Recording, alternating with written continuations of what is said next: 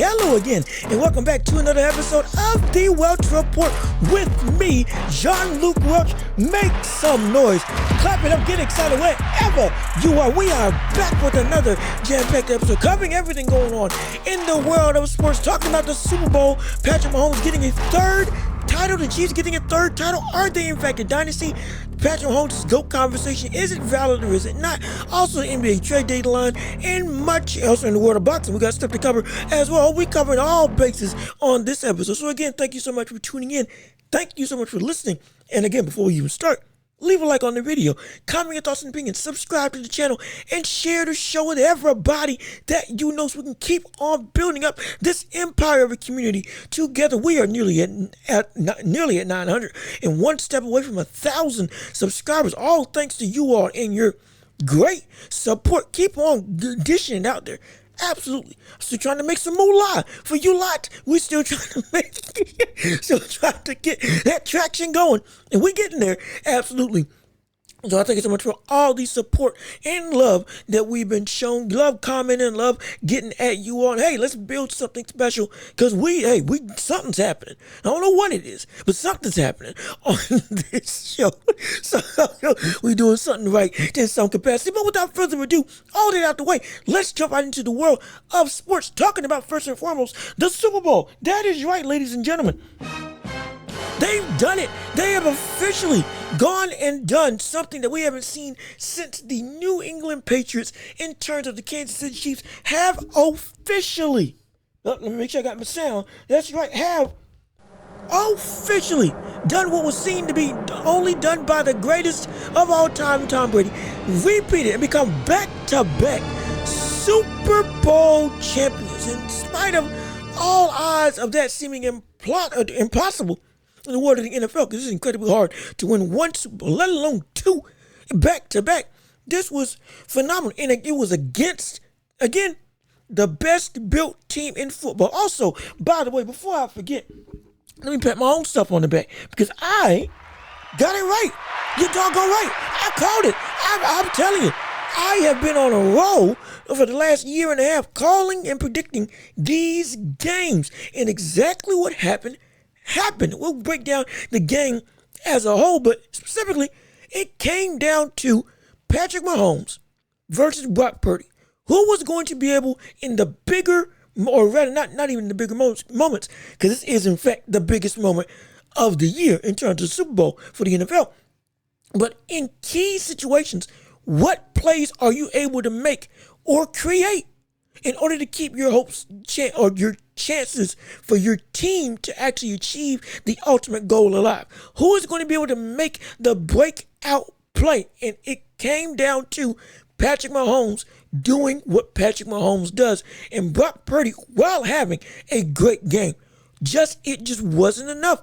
And it wasn't that Brock Purdy played bad, but Mahomes just showed exactly what we know about this man. He is the best QB in the world today, and is arguably the best player in football. It's a real argument. He is the best player in football because this Kansas City Chiefs team was not supposed to win this game. Let's be frank. This Chiefs squad is the worst Chiefs squad in terms of a contending team that Patrick Mahomes and Andy Reid and Travis Kelce have been a part of, specifically Mahomes and Reid. This is the worst team that this dynamic trio has been a part of in terms of as a real contender.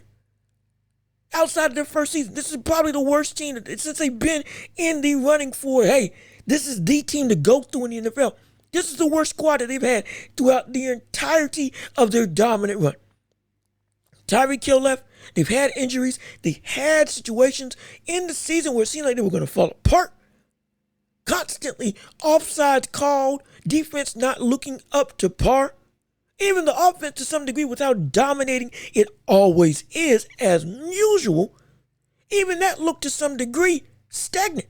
Again, when they faced off against, I believe it was against the Ravens, to get to the Super Bowl, that was the prime opportunity. And they held them to what, 17 points? I believe the Ravens held them 17 points. Their defense did their job, lived up to best defense in the league. But it just wasn't enough. Because Patrick Mahomes keeps on finding a way. This team should not have gotten anywhere close to a Super Bowl appearance. It should have been bounced in the first game of the playoffs. If we're being completely honest. Completely honest, they should have been bounced by now. But they somehow keep pulling together. Every single time this team succeeds, it's always on the back burner of some dynamic comeback. Always. Wasn't it all 3 Super Bowls, they have been down. They were down to San Francisco the first time. They were down to the Eagles when they won it the second time. They were down to San Francisco again this game. And their offense was probably the most stagnant it had ever been in of the 3 Super Bowl appearances that they have won. Of those 3, this is probably the worst that they've been. Outside of the one that they lost in or against Tampa Bay, while injuries were all around the bunny, that was kind of a different story. But the point still stands. With a healthy squad, relatively everybody there, this is the worst team that they've had, and they were still able to pull it out. Patrick Mahomes, just a savant of a job, 333 yards, 2 touchdowns, threw an interception in this game. Again, do you understand what makes this man so great? Patrick Mahomes had not thrown an interception all postseason this year, up until the Super Bowl, when he made a mistake that I normally don't see him make in terms of reading and passing. This is the first interception turnover that he's had since the playoffs started this year.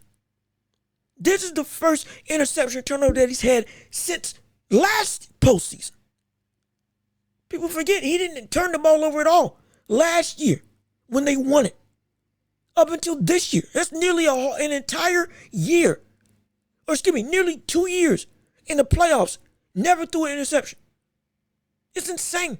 It's insane how much this man, even when he messed up, still came through.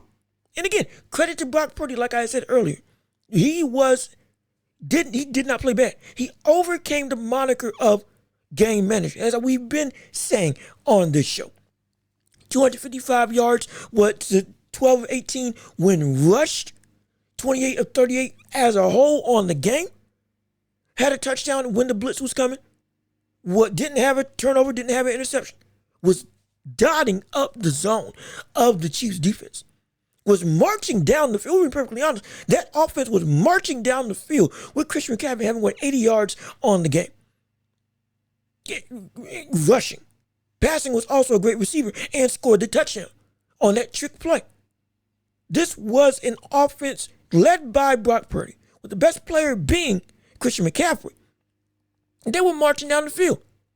If it wasn't for a fumble and then a muffed punt, we could very well be saying that the 49ers are world champions. The 49ers have won the Super Bowl. Christian McCaffrey has a ring. Steve Wilkes has a ring. Deebo Samuel has a ring. George Kittle has a ring, further bolstering his cachet as one of the greatest tight ends, not only of this generation, but of all time. This is something that, by every metric, 49ers played to perfection. Stop the momentum of the Kansas City Chiefs. Never let them really feel in sync. This was the most dire I felt that the Chiefs were at when they played in the Super Bowl. Never have I seen this team so desperate try to find something. Try to find anything. Get some semblance of momentum on their side on the offensive end. It was a low-scoring affair throughout, but it was a clear discrepancy as to who's at least got something that's working versus who is scrambling trying to look for anything to get some form of life imbued into this offense, or just into the team as a whole. It was so boring that I know people that turned from the game. Just outright. Only tuned back in for Usher. It was a whole deal. I was dozing off in the first half because of how just knock down, drag out, turned to the slow pace of the game that it was. But the 49ers had all control. It wasn't until that muffed punt. That's when things really started to shift. And that's what brings me to Patrick Mahomes specifically. With them, well, actually, first off, before I get to that, let's answer the question right now about them being a dynasty before I get to Patrick Mahomes. With this Chiefs squad, they are indeed a dynasty now. Oh, it's a done deal. They're absolutely a dynasty. This team is now officially the dynasty of our era in the NFL. 3 championships in 5 years? Back to back? That ain't been done since 2005 with Tom Brady. Looking to three-peat. I can't remember. I think the last time somebody three-peated was maybe the 60s. Way back. I could be wrong. This is incredibly rare. Incredibly rare, if it happened at all. Again, please research for yourself if it is, but they're on the cusp of a historic type run. And this is not normal. It's not normal. We shouldn't be transitioning from a dominant Patriots era to a dominant Chiefs era within the span of a couple years. It shouldn't be. This isn't something that's common. This isn't something that just happens. Building a dynasty off the back, or rather, when I say on the back, in succession to another dynasty that just went away, that in part blew up because their best player left in terms of Tom Brady. It's strange. It's strange, but it's incredible to watch. This is not something that should happen, but we're witnessing a era-defining team in our point of view. That despite losing pieces, still they have a core foundational ability to always seem to be able to pull out whenever the going gets tough. They are the team to beat in the NFL. Let's keep it frank. It used to be that it was the Patriots. All roads most likely lead through the Patriots and Tom Brady. Now, all roads lead most likely through Kansas City, through the Chiefs, and through Patrick Mahomes. It's insane. It's insane. We can see this team get 4 Super Bowls in 6 years, hypothetically. This is something that is not. Well, how do we say this? What's the best way to put this in terms of greatness? I don't know how to put it, because it is so new. Not even new. It's so rare that we see something of this caliber in terms of a team just dominating outright. The Super Bowl is supposed to be something that is not only incredibly hard to win, but on any given game, at any given moment, that dream can be ripped away from you. Let alone to win it 3 times. And to back repeat. This ain't like the NBA. Again, not trying to compare in terms of which one's greater. But it is indeed harder to win in the NFL than it is in the NBA. So many more things can go wrong. So many more factors have to be accounted for. The one star doesn't just affect the game so much that it can just, boom, change everything. Most of the time. But we're seeing an NBA level type of superstar effect when it comes to Patrick Mahomes. More than anybody else in the NFL right now. We're seeing that in Patrick. He's the one man that can affect the entirety of the outcome of a game. Though this game is as much a team sport as any game can be, everybody has a right, or not a right, but has an obligation that if you don't pick up the slack, something will go wrong. No matter how good you have in terms of the personnel. And with Kansas City, they have that one defining man that, unlike anybody else in the NFL, rarely, or rather one of the rare people in the NFL, rather, that their presence alone, their ability alone, can change the outcome of the entirety of the game. Just by themselves. And that's Patrick Mahomes. It truly is. It's insane to watch. And now, because we've established that they are officially a dynasty, where does it put Patrick Mahomes in terms of his all-time ranking? The GOAT conversation. Always been a big deal. Always been a big kerfuffle. A big major conversation. Does he have now a real obligation, or not obligation, a real stake in the game in saying that he is the greatest of all time? And right now, let's pump the brakes and say, absolutely not. Absolutely not. At this point in time, he has no right to be called the GOAT. Right now. No, it's ridiculous. The fact that we're having this conversation, again, it does speak to his greatness, but that doesn't change the fact that it's a ridiculous argument or conversation to have. It's ridiculous to have. There's no reason that we should be saying anything about Patrick Mahomes being in the GOAT conversation, because he's not. He's just not. He's not in the GOAT conversation. But what we can say, he is bulldozing his way up. In 6 years? Since he's been in the league 7 years. 6 years as a starter. 6 years as a starter. 3 Super Bowl wins. A back-to-back Super Bowl win within that trifecta of wins. 2-time Super Bowl MVP. 2-time NFL MVP.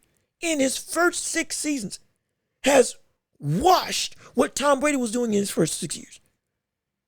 Yards, touchdowns, rushing, QBR, all of it. He's eclipsed him in every facet.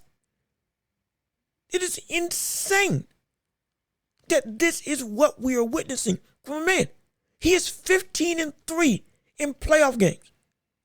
That's it. This man is nearly 18-0. He's nearly equating what the Patriots were going into the Super Bowl, or when they were trying to be 18-0. By himself, he is nearly in the running for the best record in NFL history, just by his own playoff performance. His playoff performance right now will probably give him the best record in the NFL. If he was a team by himself, he would have the best record in the NFL. I believe today, with a 15-3 playoff record. Again, like I said before, between these last 2 postseasons, he's thrown 1 interception. Thrown for 5,000 yards multiple times. Has eclipsed anybody. The gap between 2 and 3 is closer than the gap between 1 and 2 in terms of how good he is versus the second best man under him. Who that second man is, for my money, it's Lamar Jackson. Not Josh Allen. Not Joe Burrow. Though we talk about Burrow often, though we talk about Josh Allen often, in terms of being his rival. 2 gunslingers going at it against each other. Oh, it's fun to watch. They're definitely got, not animosity, but competition versus each other. There is a rivalry there. Yes, there is. But no. Especially after Lamar Jackson winning MVP. I believe for a second time. I believe this is the second MVP. And if that's the case, oh yeah, and leading this team in Baltimore, being the driving force for them having not only one of the best records, but the best offense in the NFL, definitely, yes, second best QB in the world is Lamar Jackson. I'll gladly hang my hat on it. He had an outright better year, a more productive year, a more accurate year than Josh Allen had. He deserved it. And is a better rusher. The league's better and smarter rusher. Both as a whole and within himself to not get injured, but still be effective. Oh, yes, he's evolved and become better. But the gap between Lamar and Patrick Mahomes is further away than the gap between Lamar and Josh Allen, Lamar and Joe Burrow. It's not a conversation. He's separating himself so far. We were at least having conversations as to who is the better QB when it came to Brady and Peyton Manning, when they were running the league with each other on Indiana and on the Patriots. It was a real conversation. There is nothing to say when it comes to anybody else but Patrick Mahomes. He is so far and away eclipsed everybody else in the league. And his resume is so dominant. At 28 years old, in only 7 years, he's accomplished already a Hall of Fame resume twice over. He's got enough greatness to get 2 people in the Hall of Fame. He has done things that, again, from a talent perspective, people were saying, myself included, Aaron Rodgers might be the most raw talent gifted quarterback that we've seen in NFL history.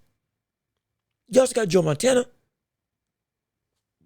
We again, in terms of just outright ability to do whatever he wants with the football. There's a real argument that Aaron Rodgers might be of just purely talent, was the best to ever do it. Then all of a sudden that just done away with. By season 3, it was done away with. Patrick Mahomes was the best talent that we had seen in NFL history at the quarterback position. And the production was matching the ability. It's not always the case. It's not always the case that the production matches what your talent can be. But it was with Patrick Mahomes. The accuracy is there. The ability to create is there. Pocket presence is there. Throwing on the run, both left and right. Gunslinger, absolutely there. But without the risk of interceptions. Always pinpoint accuracy while being able to also be as reckless as he wants to. And it comes out pure gold. Even his bad performances look like savant. It just looks impeccable. Looks like a savant at work. That's what I was trying to say.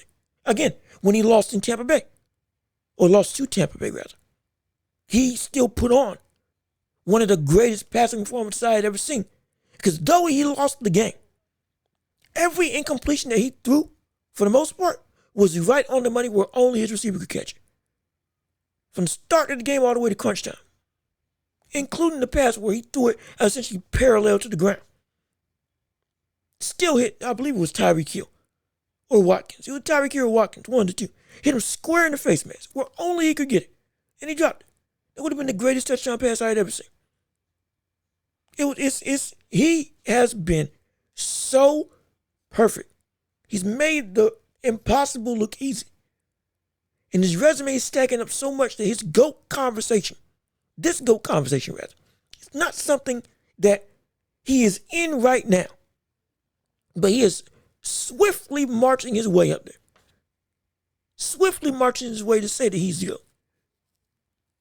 And if we're being completely honest, if we had those conversations, we could at least have him at 5. If you wanted to. Still got some greatness to go. But you at least can put him at 5. As of right now. And in 2 seasons, we might just be putting him at 2. Even with the likes of people like Peyton Manning. Like Dan Marino, who, again, for the time that he was in, was an absolute savant. Like Joe Montana, if I didn't say him already. Like Drew Brees. We can keep going down the list of just outright talents and greatness at the QB position. He could very well knock all of those pillars down if he keeps on this run and quicker than we ever thought it could happen. Barring injury or just an outright diabolical shutdown within the organization in terms of everything that went wrong. Pitchers got moved, people left, all that outside of the outright catastrophe, doomsday version of what could happen with the Chiefs. We can see the able to accomplish either get at 2 or arguably be saying he's tied with 1 quicker than we ever thought possible. It doesn't make sense what we're seeing from this man. It truly doesn't. We're witnessing greatness. After just witnessing greatness with Tom Brady, we're witnessing a potential greater great than what we saw with Brady. And we hold Brady as the gold standard with what he's done, the commitment to the game, and all that he accomplished. Again, pulling out whenever the fire got hot, always came out pure gold. Now we're seeing this with Tom Brady or with Patrick Mahomes, but he's doing it in a fashion, in a style, and with a production that we always sit back and we just shake our heads. We've never seen somebody like this. Never seen somebody like this. But he is quickly getting himself in that GOAT conversation. if he's not in there already. And he's not the GOAT, no. But with how rapid that this rise to success has been, he can definitely get there. Quicker than we ever thought possible. And if he three-peats, we're having a conversation of, okay, wait a minute, hold on. We have to reevaluate some stuff. If that in fact does happen. But who knows? We just have to wait and see. Now talking about the world of the NBA trade deadline transitioning from the NFL. Oh, it was relatively quiet, was it not, for our NBA fans out here? It wasn't much going on. We had been spoiled with big time moves over the past couple years of major stars or major key pieces getting moved from one team to another. And now we were more so left wanting something. It was lackluster. It didn't feel as grandiose as it normally does when it comes to the anticipation and the execution of what we're expecting when it comes to the NBA trade deadline. But that still doesn't mean that there wasn't a clear winner. And there was indeed a clear winner in this trade deadline who has set themselves up not just for this season, but also to be even greater threats next year. That is indeed the New York Knicks. Because, ladies and gentlemen, the Knicks are good. The Knicks have succeeded. We are now looking up to the heavens saying yes, because the Knicks are a quality team. They have been building and building and building for the last couple years. And now I'm confidently able to say this team is a real contender. And they're setting themselves up to be an even bigger contender come next season. Dare I say even this season. With them getting Bogdanovich, and Alec Burks while keeping their first round draft picks on the team, only having traded some second round draft picks. So what that means, why it's significant. This team now has Jalen Brunson, who has been playing at an all-star caliber level. Julius Randle, which however you feel about him, good or bad, and I can understand bad, he is still a he is still a real core piece of this team when he is on. Oh, that buddy can cause some problems. But now you have that duo with OG Anunoby, who, mind you, this team has not, they lost once, maybe twice since they've gotten the OG Anunoby on the squad. They completely changed the defensive and offensive ability that this team has now been able to show. And getting Bogdanovich. I keep getting, is it Bogdanovich, the legitimately good quality scorer, with another good piece in Alec Burks as well. This team is looking serious, very serious. A bigger threat next year, because you have to understand, this team can still sign a major star come next year. I think we keep forgetting that. As much as Jalen Brunson has evolved into a star of his own, we could see this team get one more legitimately major piece, a major key player, a major key figure in the world of sports. Because the free agency is going to be open. Is it going to be open? I believe, if I'm not mistaken, this is the last year of his contract in terms of LeBron James. Him and a plethora of other players who are legitimately top contenders are going to be on the market. They got cap space. They got money. And they still have trade assets and picks and a legitimately good roster they can pick and potentially use as more trade fodder. This team is looking like somebody that is building into something great. We could be on the cusp of seeing the Knicks in title contending mode. Something we ain't said since the 90s. They've gone from laughing stock to, dare I say, a legitimate threat. Not just in the East, but potentially if what I think is going to happen happens in the offseason. If they don't get far in the postseason this year. This could be a finals contending team come next year. This could be a New York Knicks squad that actually has people worried. That has people afraid. That's got fan bases rattled. Because this squad looks like they are built to add one key piece to make this squad phenomenal. Take them to the heights that they can go. Take them to the level that they think they can achieve. Because right now with Jalen Brunson, he is a bona fide star. Absolutely. There's no question about it. Has been putting up absolutely phenomenal numbers. Gaudy numbers. Insane numbers. the driving force behind this Knicks squad and their success. But him and Julius Randle, for my money, are not enough to get this team where they want to go, even with OG Anunoby. But let's say hypothetically, you're able to trade Julius Randle, and with fodder of those draft picks, and you get a major star, potentially top 10 to top 5, on your roster to pair with Jalen Brunson. Jalen Brunson as a dominant Batman in terms of carrying the offensive load.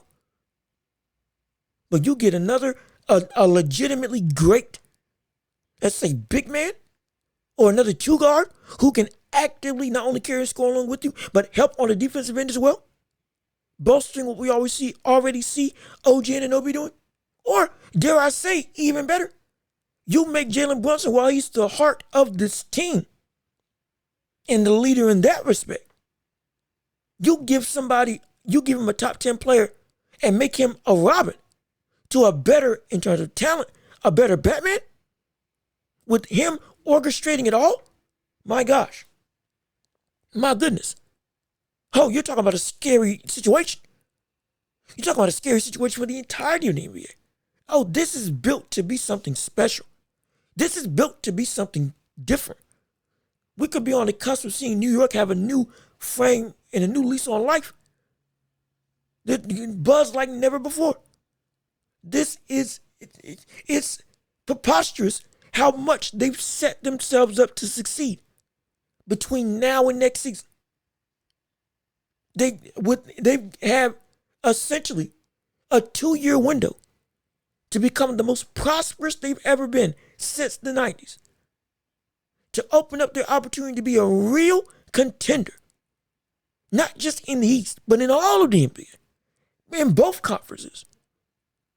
Scoot your way into the conversations of the Bucks, of the Celtics, of the Nuggets, in terms of who are the best teams to get to, or that you got to go through, and that legitimately have a shot to win an NBA Finals this season, or next season rather.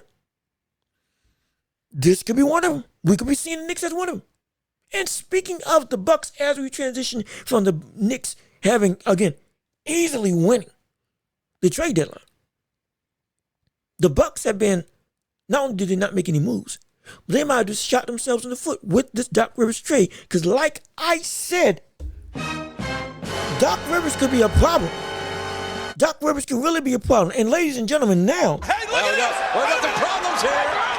We got some problems here. Jim Ross, you're absolutely right. We got problems in Milwaukee. This squad, since Doc Rivers had been there, has become an absolute shell of themselves. They looked better when Griffin was there versus what we got with Doc Rivers here now. Didn't they just lose to Miami without Jimmy Butler and without Bam Adebayo? Am I not mistaken?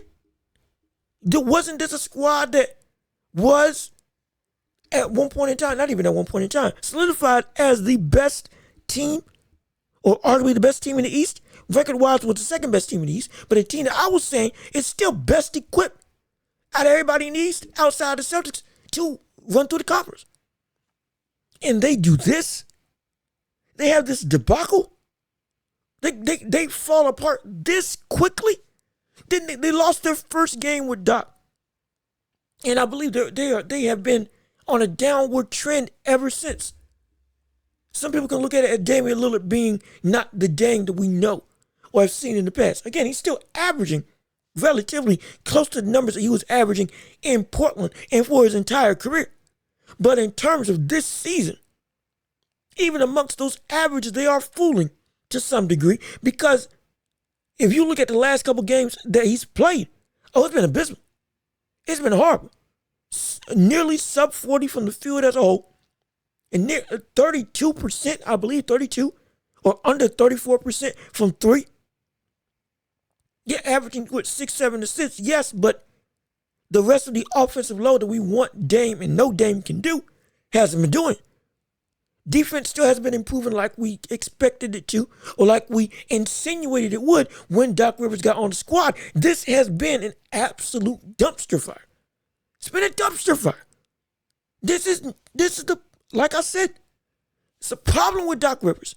Every time you get him in a tailor-made situation to make something better, he never fails to fail.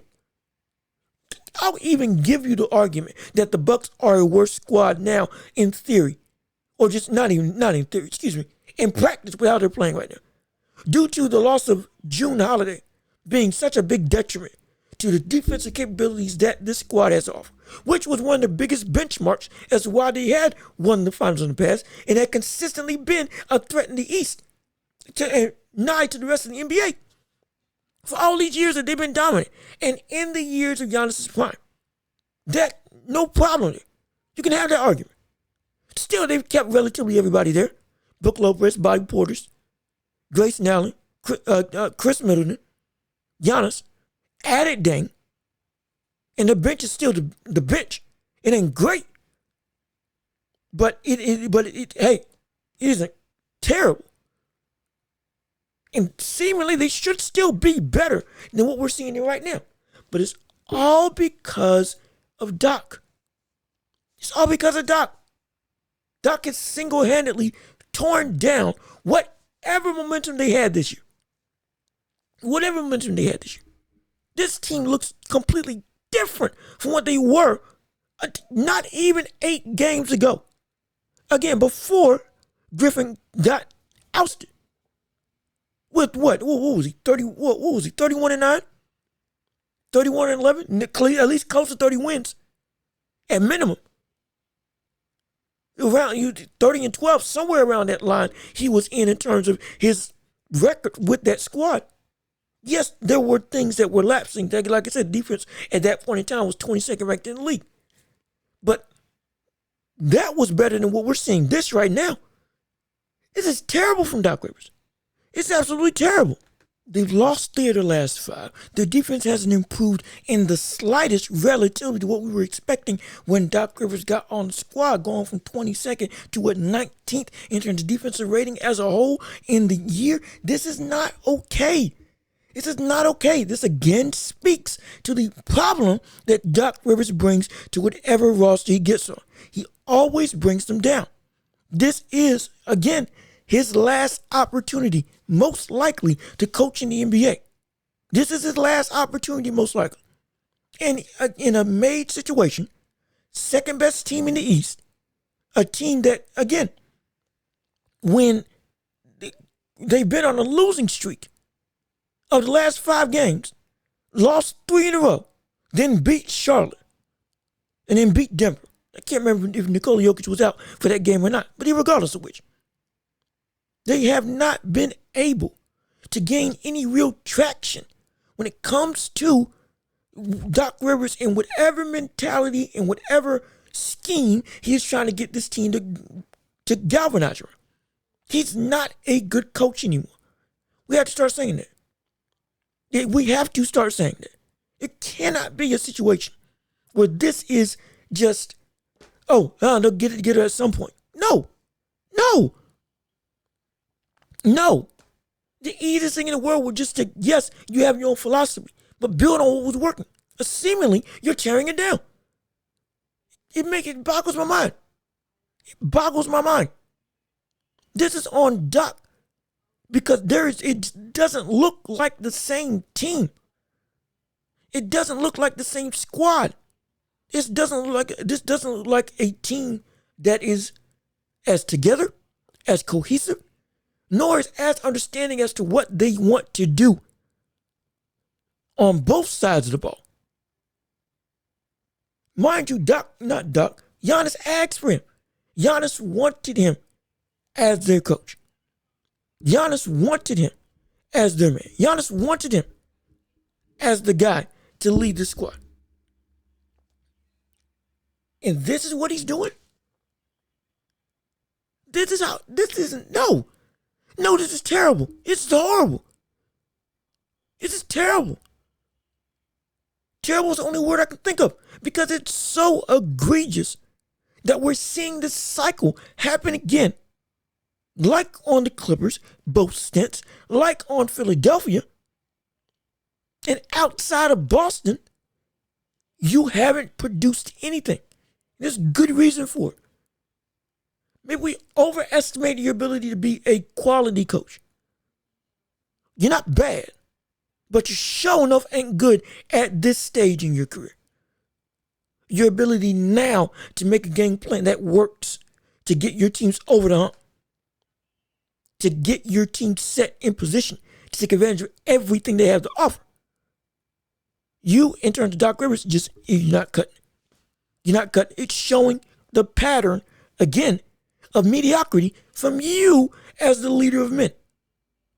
It really is. It's showing you are the X factor that is causing the ship to go down. Because we're seeing the same pattern that happened on other teams that were built like this, ready to win, and you continually brought this team down with how you kept giving up leads, losing games when you should have won, and underperforming to your expectations and potential that you have on your roster. It's ridiculous. It's insane, and I hate it. Again, Mark Jackson was right there to be picked as a head coach. He was right there, waiting on the sideline, to a degree blackballed. Bucks could have gotten him. But now you got to deal with, again, a potential, another failure in the making. That is Doc Rivers in another tailor-made situation that is completely fumbled. It's completely fumbled. Doc is the root problem. Doc Rivers is the problem that the Bucks are having with why they don't look like the same team. Even more than the personnel, even more than the loss of June Holiday.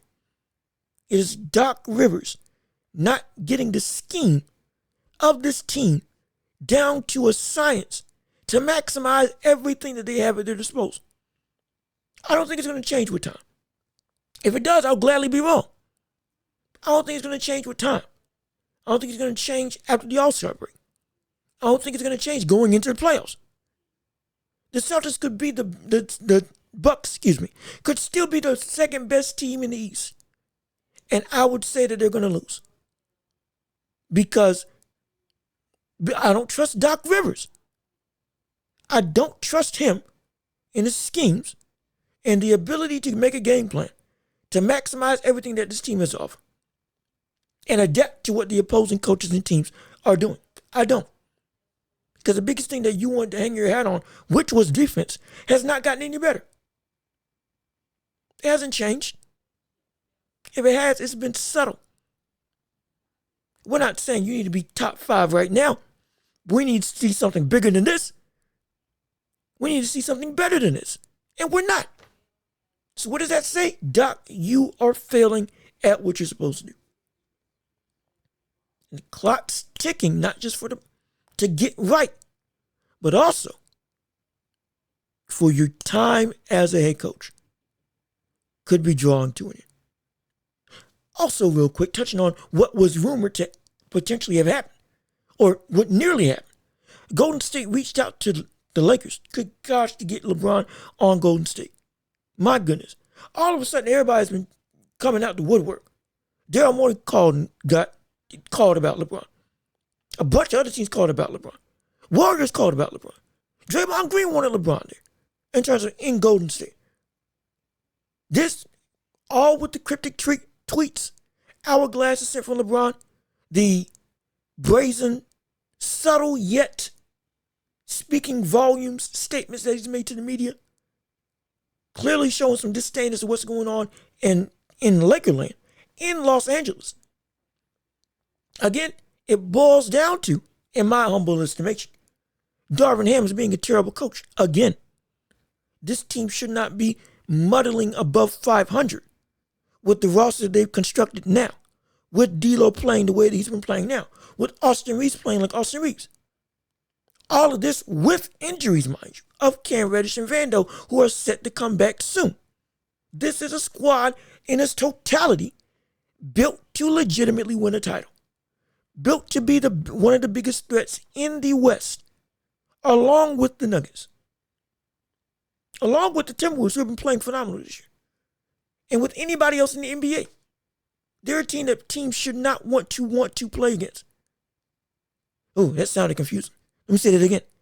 Lakers are a team that other teams do not want to play against if they got everything together. Because the personnel matches up with everybody. And the shooting and scoring ability has gotten better. And the defense and length with Anthony Davis as the anchor, again, is sublime. One of the best transition teams in basketball. And they got size, and they're young. And they can play 40 minutes. This isn't like the Lakers of old, who were literally old. This is a team that should be leagues better.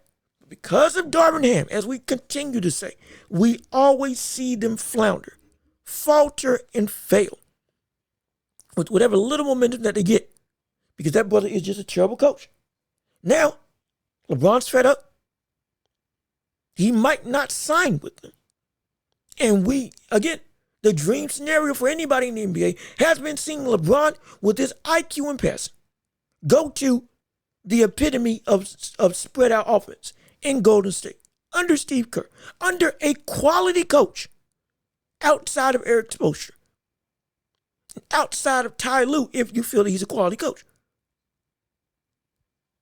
and get a legitimate organization that has and plays to what their identity is in Golden State on the Warriors.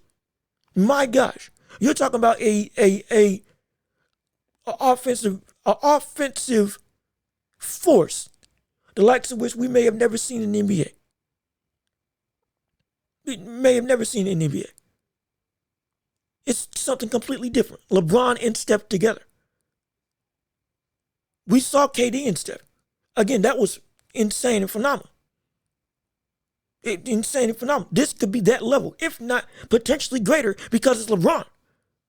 Even at this, again, out of his prime, which is insane to say, but out of his prime with LeBron on the Golden State Warriors with Steph playing like he's been playing now, and now you force the offense to be spread that thin, and his ability to find and drive and kick and create in any scenario, my gosh, you're talking about one of the most beautiful offenses that we've ever seen. Most likely. You're talking about one of the most beautiful and potent offenses that the NBA has ever seen. But most likely that won't happen. Most likely it won't happen. Again, it was a dream that all of a sudden, oh my gosh, we were this close. But found out it wasn't true. Or rather, found out it fell through. LeBron and the Lakers rejected it. All that stuff. But understand this. There is still a chance that it can happen. With Bronny James. If Bronny James goes into the draft, what has been one of the biggest topics about LeBron?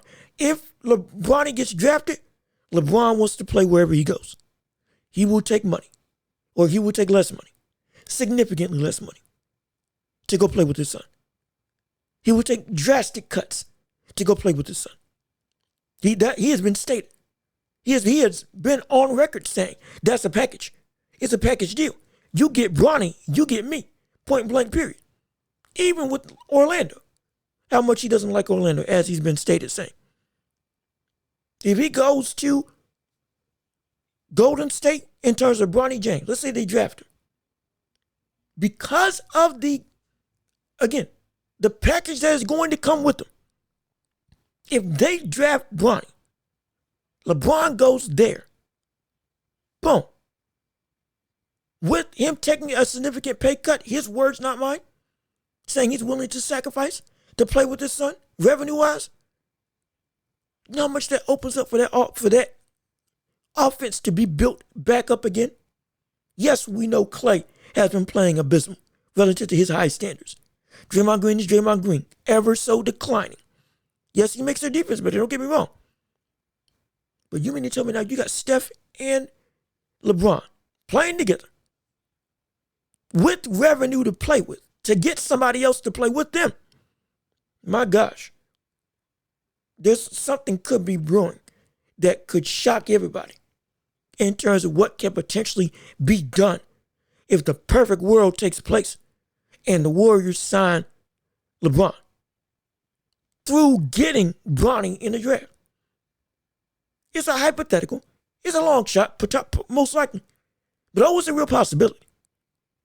This is not something as far-fetched as we may have thought, especially with the discomfort, or rather the disgruntledness of LeBron in LA right now. Oh, it's a big possibility that we could see that happen. But it shouldn't be a situation that we should be talking about. We should be saying that LeBron is happy in Los Angeles because this team is built to win. But they're not winning. It ain't because of their production. We've seen them now on a tear offensively. Just had a game where all 5 starters scored 20 points. AD's been playing like AD. Great. No injuries either. LeBron's still putting up LeBron-esque numbers. Being healthy. Everybody's playing in the ebb and flow. But it's due to Darvin Ham systematically having inconsistency in his own frame of thinking when it comes to coaching the squad. Causing dysfunction. Causing no chemistry. Causing nobody to really understand their role. And not getting a set personnel that you know you're running with. And then adapting from there. It's different if you want to play around with stuff after you establish something. But it's been 2 years in a Western Conference Finals appearance. And yet still, we are not seeing a consistent a consistent lineup and rotation of players. And if we do see one, it's the wrong one. Like Taurean Prince starting, when he should be coming off the bench and really should be starting. And now with them getting Spencer Dinwiddie in the trade deadline, or rather signing him after he got released from Toronto, that's another offensive player that can be on ISO, that can help out the bench unit, or could even run with LeBron as a starting point guard. If he wanted, again, he got 7 assists in his debut game with the Lakers. And he can be, while he didn't show it in that game, he can be a great isolation scorer. We know Spencer Dinwiddie is a great one-on-one. He's been said to himself, there's nobody can stop me one-on-one. He's been shifty. He's been a great scorer. He's been a bucket getter. We know this. Both on the Wizards and on the Mavericks, and we know what he can bring on, I believe, the Nets. No, what he did on the Nets, and now on the Lakers. We know what the potential can be. But how you use him is how you will produce. And right now, I don't trust Darvin Ham to really use him properly. Because it's Darvin Ham. The boy ain't done nothing right since he got there. He hasn't. He hasn't done a thing right since he got there. If he was gone, my gosh, if there was ever a point in time for Darvin Ham to be fired, this would be the time. I believe Griffin's still on the market after being let go from the Bucks. You let that happen. With already the great defensive ability that this Lakers squad has at their disposal, you get a consistent rotation in offensive identity and just do the smart thing and do the most logical lineups. My goodness, this team is going to be something scary. If they pull the trigger. Will they? Good gosh, I hope so. Most likely it won't happen. But if it did, ooh-wee. Now we're cooking with gas. Now we got a fire. Now we got some potential. Now we have something to build off of. Now we got a real threat on our hands. Now we have something to worry about if you're the rest of the NBA. But again, only time will tell if that does come to fruition. And finally, as we go to discuss the world of sports, we have to cover boxing. That's what we know. People are here for it. People come on this channel. People found this channel going to the world of boxing. Again, we cover everything. But heck, you already know that when we're talking about boxing, it is time to step into the ring. That is right. Ring the bell. Let's get it started. Round 1 of this segment of the show going underway. Talking about one of the bigger announcements that just happened in the world of boxing this past weekend, if not earlier this week. We finally have another major mega fight going on with Ryan Garcia and Devin Haney fighting against each other on April 20th, if I'm not mistaken, for Devin Haney's, I believe, WBO title at 140. Oh, this is phenomenal. The fights just keep on coming, continuing the forward momentum that we had from last year with a major slew of big fight after big fight after big fight, just constantly going and just being given and gifted to the fans. This is phenomenal. This is great. And again, we got another fight between two young, hungry fighters, both at the top caliber of the talent pool, not just in the division, but in all of boxing. Well, actually, let me rephrase it. One's at the top of the talent pool in terms of the world of boxing. One is at the top of the talent pool in terms of the division. There's a real distinction between those two, and I'm gonna tell you why right now. Because we ain't done a breakdown in a long time, have we? Oh boy, let's go on and get it started. Let's break down the fight after what's gonna happen. Who is going to win between Devin Haney and King Ryan Garcia at 140 pounds for the 140-pound WBO title at super lightweight? Well, it's fairly simple. Fairly, really easy to say. Devin Haney is going to whoop Ryan Garcia. Devin Haney is going to be Ryan Garcia. Why do I say that? Well, we have to backtrack a little bit. Let's go through the history of this match. Understand this. This is being billed at from some people as Game 7 between the match between these two. Why is that significant? Because in the amateurs, both of these people faced off against each other 6 times. And they're 3-3 versus each other. Ryan Garcia got 3 wins on Devin Haney. Devin Haney got 3 wins on Ryan Garcia. Both of them know each other, are familiar with each other's games, understands what each brings to the table, and are familiar and comfortable with being in the ring with each other. There is a rivalry that has been brewing undertones for the majority of their career. Because they got history. They got real history, legitimate history. And since that's the case, there's some real animosity here. There is a drive to win more than any other fight that these people have faced between these two. Because there is a significant personal animosity that they have versus each other. Oh, yes, they do. Call it competitive fire. Call it competitive fervor. Maybe just call it outright hate. Whatever you want to call it. There is something there that each of these people individually, on a personal level, beyond the titles, beyond the claim, or beyond the fame, beyond the legacy, it's real for these two. But the reason why I say that Devin Haney is going to beat him is simply because he's better.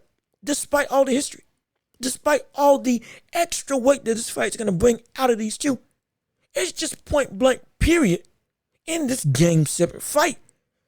Ryan Garcia is just not good enough. He's not good enough. And yes, this is not me hating, or rather, before I even continue, this is not me hating on Ryan Garcia. This is not me hating on his ability. No, this is understanding where his ability is. I want to see the best fight the best. I want to see the best fighters and the best talent face off against each other. Rising stars face rising stars. Established stars face established stars. That's what's going on in this fight. And on that note, phenomenal. Absolutely. But from a talent perspective, before we get into all the other superlatives around this fight, Ryan Garcia is just not good enough. Because he hasn't improved from Oscar Duarte. Ryan Garcia, I covered it on this show. Ryan Garcia, when he faced against Oscar Duarte, did not show any form of real improvement when it came to his technical ability. All he had was a makeshift Philly shell. That's it. Still throwing that check hook more than normal. Isn't using his jab to the best of his ability. Again, used it more. Don't get me wrong. Still hasn't mastered how to use that jab to his own benefit. Still isn't throwing enough straight punches to utilize and maximize his reach and size. Has some mobility issues in the ring. Yes, his hands are quick, but he solely relies on that so much that it can be a detriment to him. Especially against somebody that can be such a pinpoint savant and accuracy merchant in Devin Haney. This is why when Ryan Garcia faced Tank, this was supposed to be a lesson, a real lesson. Like Canelo versus Mayweather. Ryan Garcia takes from that, learns from that, evolves, and we'll see a change. Again, my whole thing, I wanted him to take multiple lower opposition fights, just like with Deontay Wilder, to get comfortable and get acclimated with being able to be better in terms of his skill set. That's what should have happened. That's what needed to happen. However, it didn't happen, did it? No, It didn't. Again, Oscar Duarte's tough. A great matchup to have. But in terms of what he needed, he didn't show it. He didn't show a better arsenal of punches. He didn't show a more diverse offense as a whole. He didn't show great defense. He didn't show the ability to stay out of range. He didn't show the ability, while he was controlling the ring, don't get me wrong, he didn't show the ability to fully gain and keep control for the entirety of a fight. He was still getting popped. He was still getting hit. And I don't mean that because everybody gets hit in boxing. I'm talking about when he was trying to actively defend, his defense wasn't working. It broke down. It wasn't being effective. Couple that with the fact that with him being such a, again, left hook merchant and somebody who relies on such raw speed and power, which is legitimate, Ryan Garcia still, because of the lack of technical ability and the lack of not fundamental, but the lack of diverse offense and understanding what to use and when, we're seeing him get predictable. We see him get repetitive. We see him fall into traps and patterns, like against Tank Davis, even to some degree to like Oscar Duarte. This is not the Ryan Garcia that needs to fight against the best. And I've said it on this show. This Ryan Garcia is not ready to fight a Teofimo Lopez, despite what we saw in Teofimo's last fight against Ortiz. He is not a fighter ready to fight Teofimo Lopez. He's not a fighter that's ready to fight Devin Haney. That top tier, Ryan Garcia isn't ready for.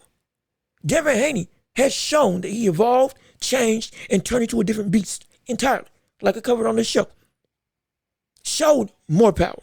Showed, again, great speed, great instincts, a counterpunching. Is now even more effective because he can catch you and drop you legitimately. And he can hurt people like Prograis who don't get hurt in their careers. Multiple times in the fight.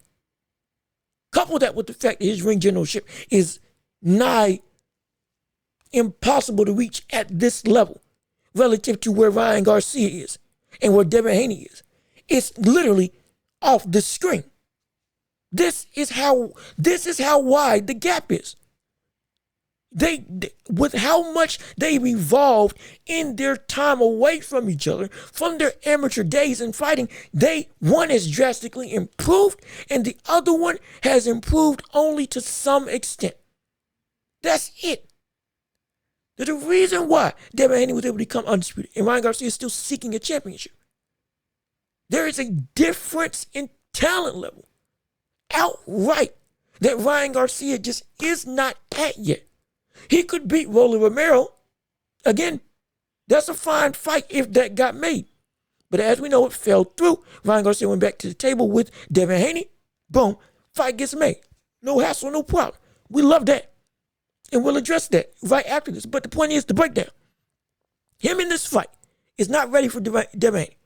Devin Haney's got enough power to drop you like Luke Campbell dropped you. A better counterpuncher than Campbell ever was. And with how repetitive and raw and reliant that Ryan Garcia is on his raw speed, he's going to fall into traps consistently, just like we saw Tank lull him into traps. Catch him, drop him, and end him. This is not a level that Ryan Garcia is able to reach because he's not there yet at this point in time. The improvement ain't been shown. The training hasn't been there.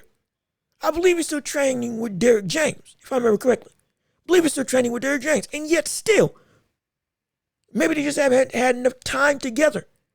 But if this is the same Ryan Garcia with the same makeshift gameplay that we're going to see going and fighting Devin Haney, I don't know if we're going to see a victory. Actually, no, let me rephrase that. I know we're not going to see a victory with Ryan Garcia. I just know it. Because Devin Haney has improved so much and Ryan Garcia has improved so little. In fact, it's to the point that you can argue he hasn't improved at all. Because for every improvement, there was a massive drawback. For every punch or for every jab that he threw, that was actually, oh, okay, wait a minute, he's learning. The defensive ability was non-existent. None whatsoever. In the Tank fight, for every time he used a straight right that actually broke through and was catching Tank, he ultimately got too aggressive for his own good, consistently in that fight. Hence, got caught, got dropped. Over eager. Every good quality that Ryan Garcia has a drawback that he brings to the table. That balances out why you can't really call it improvement. Because it's still, as much as you're gaining in one thing, you keep missing and forgetting in another. Devin Haney doesn't have that problem. Devin Haney is polished. He is poised. He is always disciplined. The most disciplined fighter at 140. While he's the least gifted. I believe Chris Algieri said that. And it's a great statement. Absolutely true.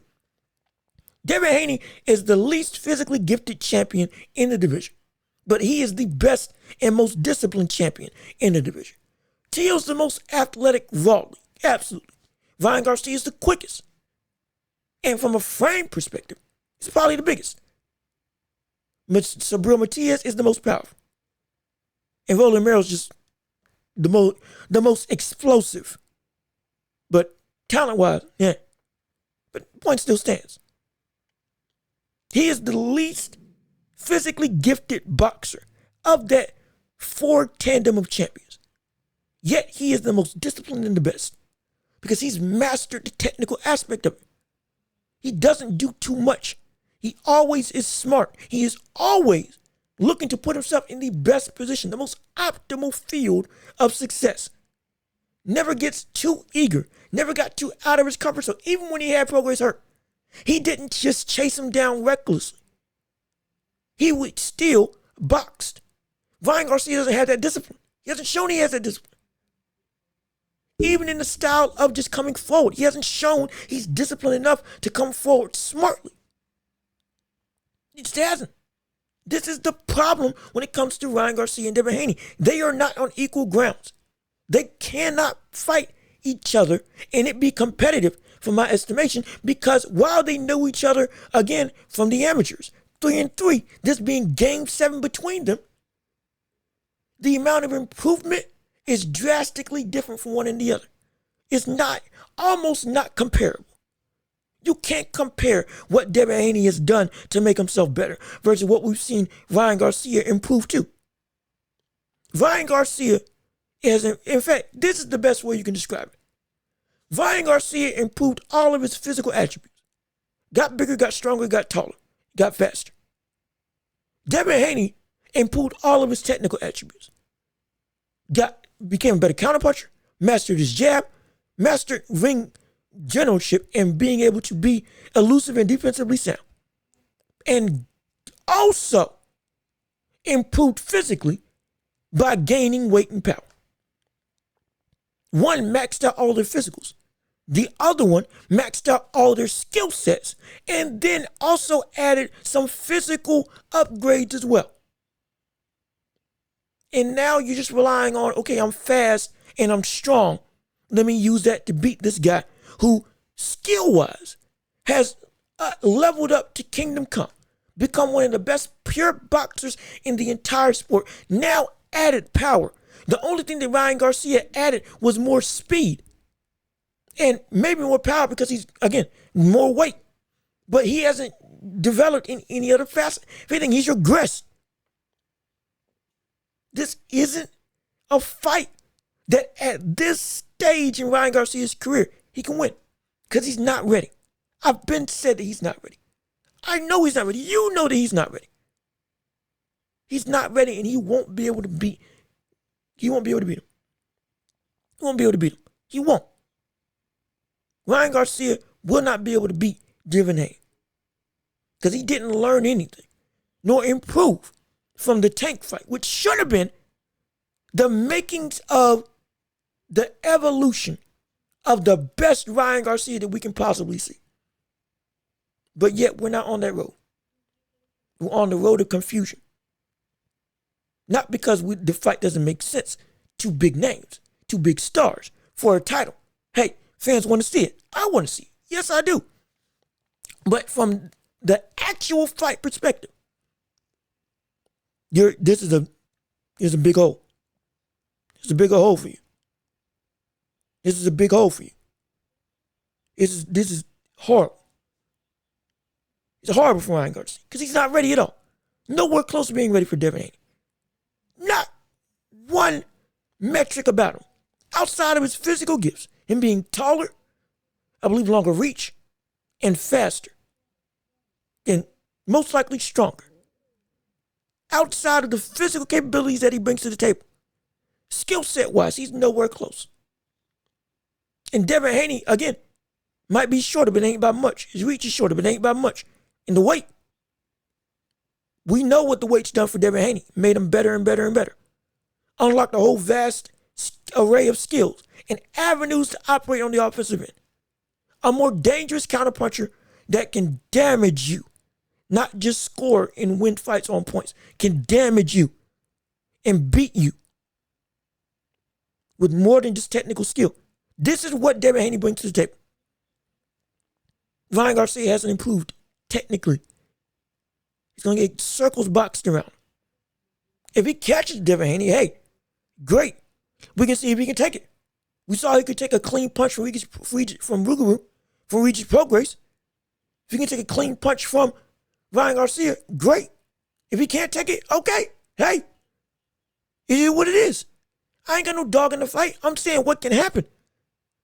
I'm saying while we know what the potential is, the problem is it's not going to be enough. If we're looking at this fight as a fight.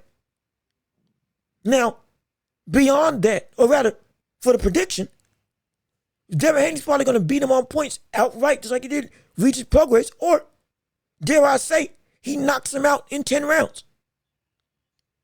He truly does. He knocks him out in 10 rounds. Not because Ryan Garcia isn't tough, but because the accumulation of damage, coupled with the counterpunching ability. Yes, he might not have as much power as Tank, but the consistency at which he was able just to touch Ryan Garcia all night long. And with the added power now making more damage and significant impact on every shot that he lands now. Yeah, it could get stopped. Or dare I say he catches Ryan Garcia outright and then boom, beginning of the end. Just like with Tank Davis. This is what Ryan Garcia is in for. Another boxing lesson, and potentially a worse beatdown. Because since Devin Haney doesn't have as much power, you may be able to take more punches, but you're going to get hit a whole lot more. Countered a whole lot more. A whole lot more. And because of that, this could spell a very dangerous night for Ryan Garcia. Incredibly dangerous. So either Devin Haney wins on points outright, or he stops him in 10 rounds, between 10 and 12. Stops Ryan Garcia within 10 and 12. Now, beyond just the fight itself and breaking down the fight, with everything that I've said, understand this, and this will be the last thing before we leave. Understand this, while I don't think that this is the right fight for Ryan Garcia to make at all, and I've said my pick, said that Ryan Garcia is going to lose, either on points or knocked out outright, stopped by the referee, excuse me. That doesn't mean that this isn't a great fight, nor does it not mean that we don't give big ups to Ryan Garcia, because this is what boxing is about. We have been clamoring for major fights to be made and major people to get in the ring on a consistent basis. Call them out, be about it, stay and fight. Make it happen. And regardless of what you want to say about Ryan Garcia, he's doing it. He is doing it. Went over in the UK, fought Campbell, fought Threat Adversity, won. Then has gone, fought Tank, called him out, talked smack, lost, but he fought him. Now he's fighting Devin Haney, talking smack, literally pushing and shoving, and being about the business of living up to what he's been saying of we need to make these fights happen. We need to make great fights be great fights. Doing legacy over the money. That's what He's been saying that he's about wanting to change the landscape of the boxing world and how fighters go about making fights happen. And he's sticking to it. And this is exactly what my problem has been with Tank. Tank has been continuously prioritizing the money over the legacy. But if you are successful, the legacy and the money will simultaneously happen with each other. You win against the best of the best, you get more money. You galvanize your negotiating power. You get more cachet. You become even more respected. Hence, you have more power at the table. Then you take on another big name, beat him, or just you got in the ring with him. Still adds to your resume, whatever the outcome is. You getting into the ring doesn't hurt you, but helps you. And with Ryan Garcia here showing that he is about this life of boxing, the best version of the sport, when the best fighters, the hottest prospects, the biggest stars call out big names and they actually get in the ring with big names. They make the fights. They create the buzz by being in the ring with the best opposition possible. It's plain and simple. We have to give him props for that. This isn't me trying to give any favoritism. I'm saying that we have been on this show and in the boxing sphere continuously getting on fighters and fights for the past umpteen years, not getting the fights that we want, not making fights happen, lauding Turkish Al Sheikh for essentially bullying promoters into making the fights we want to see happen.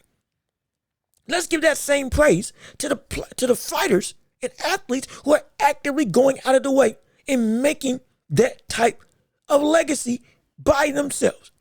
In a way, fighting the best of the best. Benavidez fighting everybody. Canelo fighting everybody. Ryan Garcia fighting everybody. You just heard me in my breakdown talk about how Ryan Garcia is nowhere close to being ready for Devin Haney, but he's still getting in the ring with him. Even with him being so ill-prepared, in my estimation, he's still getting in the ring with him. Isn't afraid to lose. He just wants to be in the ring with the best opposition possible. You can't knock that. I don't care how you feel about it. You can't knock that. And unlike with Tank, what he's shown, he is not doing that. Yet he gets all this adoration. The talent deserves adoration, no problem. But when we talk about defending the legacy of a man who isn't creating a legacy, that's where the problem lies. There's got to be some form of legitimate respect given to people that actually take the challenges, even if they lose. But they took them. With Tank fighting Ryan Garcia, he could have then went on and fought, again, Devin Haney at 135 when they were both still there before he moved up. For anything, the worst version of Devin Haney because he was weight drained. Could have fought him then. Could have fought Lomachenko. Could have fought Shakur Stevenson. Could have done all of these significant fights, either in his weight class or moving up 5 pounds. This is why the whole tirade with him fighting Conor Benn at 147 is so apropos and so frustrating.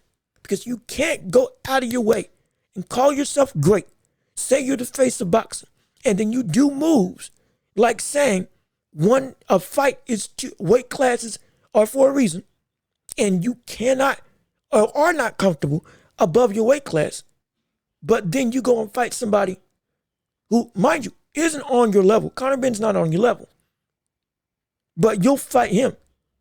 But then somebody on your level that was in your weight class and now has moved only 5 pounds above your weight class when you have fought in the very weight class that he is fighting in right now, and you don't want to fight him.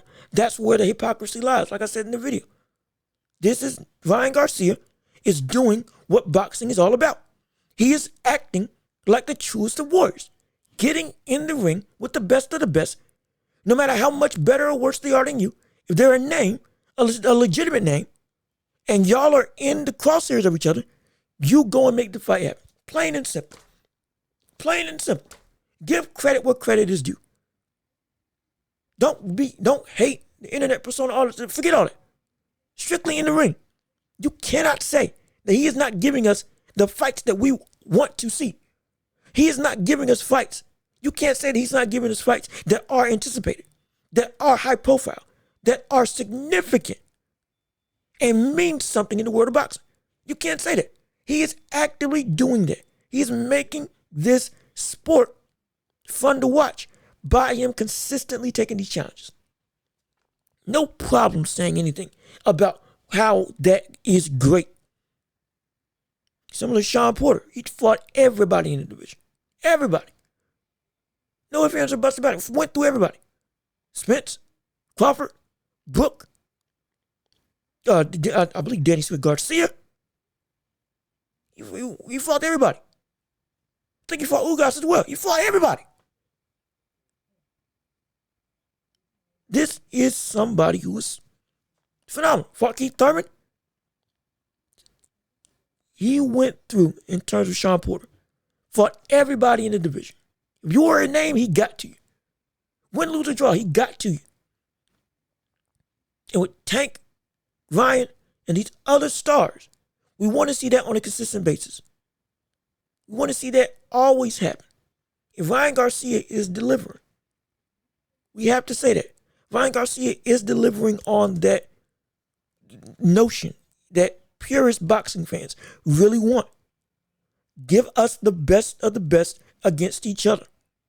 Call them out, keep that same energy, and be about that life of challenging yourself. That's what Ryan Garcia is doing. Don't hate on him for that. You can talk about his skills. You can talk about his lack of development. You can do it. Technically, you can talk about whatever you want. But you can't talk about his heart. You can't talk about his willingness to attempt to be great. To attempt to try something bigger than he's ever done.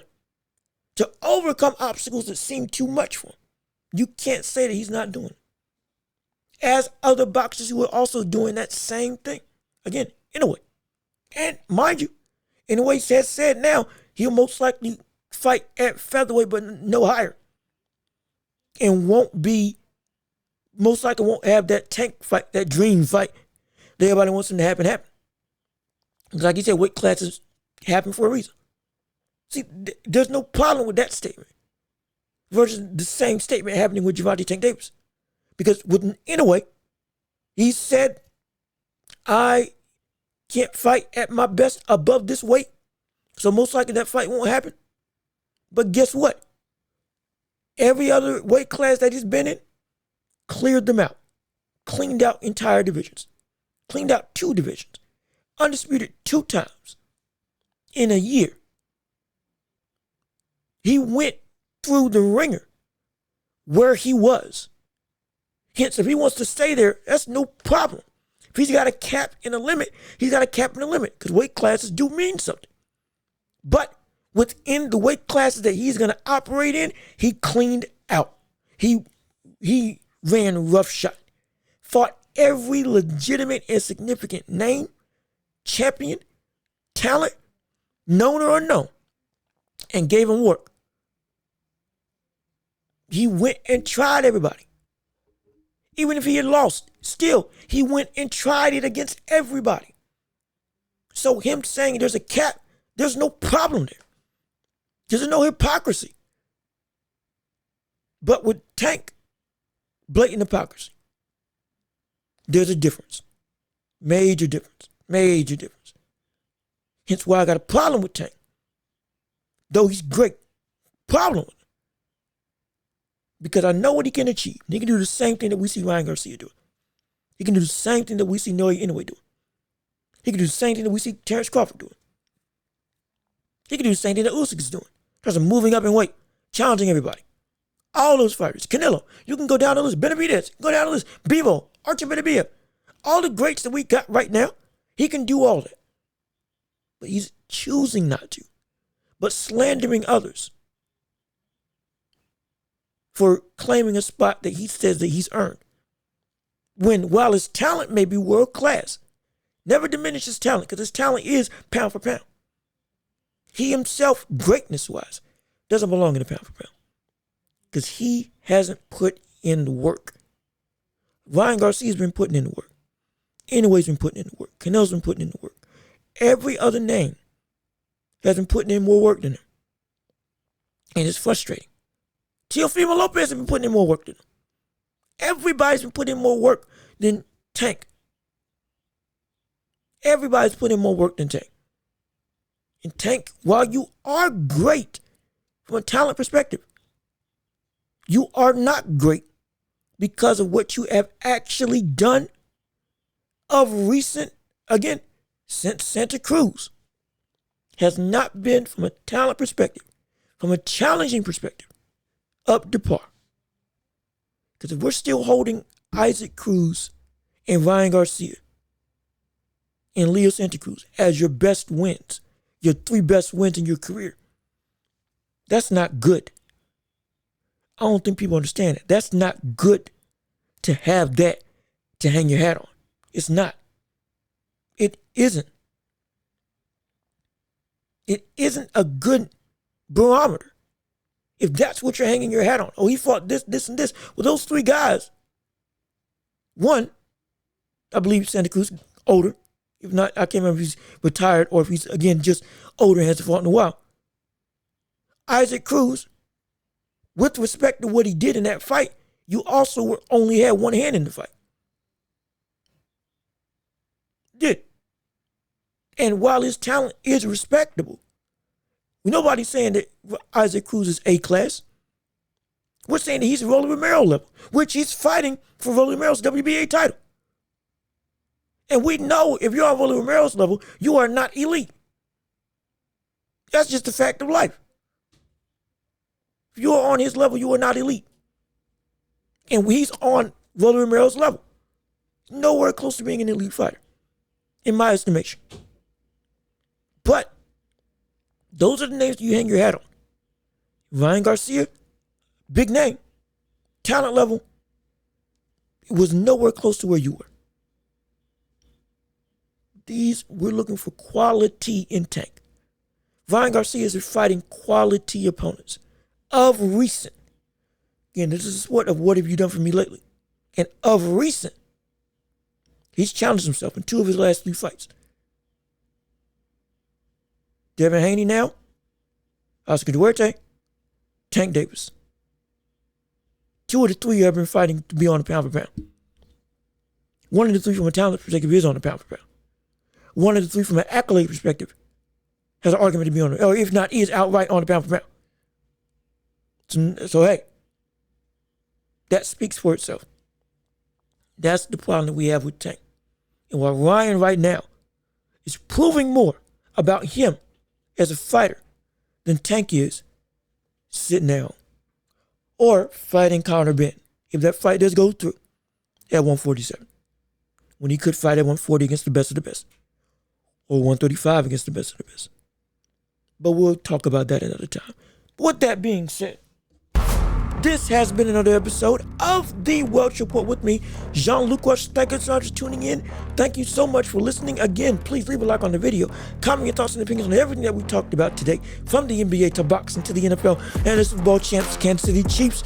All that and more we got to discuss on this episode, and we got much more to cover as the weeks and year and months of sports roll on. Come here for all of your viewing and listening pleasure, and for all the best takes and opinions and just outright conversation in the world of sports. You know where to come, right here on The Welch Report, the greatest empire in all of podcasting world, and on YouTube as a whole. So again, thank you for tuning in, thank you for listening, and we will see you all next time. Peace and love. We are out of here.